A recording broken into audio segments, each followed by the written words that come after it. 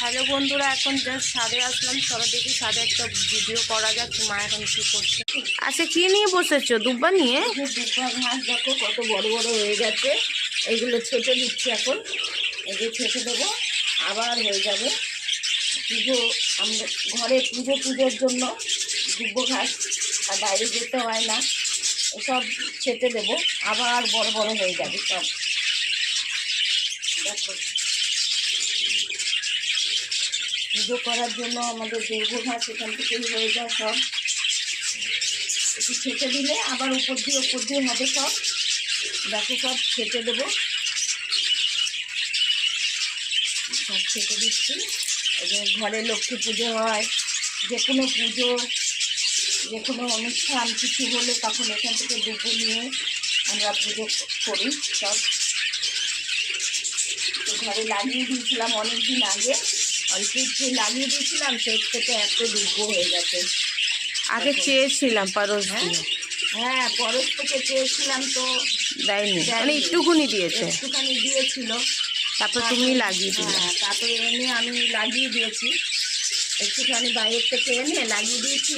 সেই দুব্বোই আজকে কত, দেখো কত। আর পরশুর থেকে চেয়েছিল, তখন দেয়নি সেই পরশু। এখন আমার নিজের বাড়িতে কত দুব্বো। আমরা মুখের উপরে কাউকে বলতে পারি না দেবো না, কিন্তু আমরা দিয়ে দিই।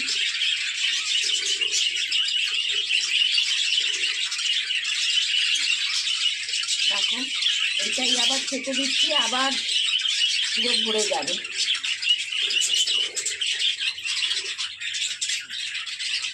সুন্দর করে ছেটে দেবো। লক্ষ্মী পুজো হয়, তারপরে ভাইফোঁটা হয়, এখান থেকে নিয়ে গিয়ে গণেশ পুজো হয়, এখান থেকে নিয়ে গিয়ে আমরা দুব্বো দিই সব ঠাকুরকে।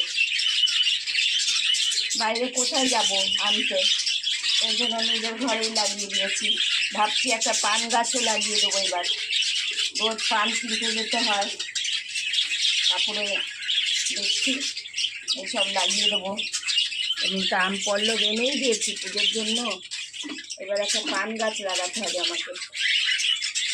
পানের ইও পাওয়া যায়, পাওয়া যায়, তাজা জিনিস একটা দেওয়া।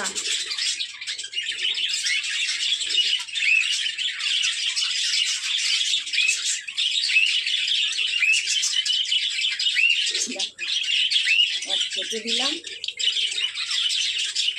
আবার কিছুদিন আগেই ছেটে দিয়েছি, বর্ষার জল পেয়ে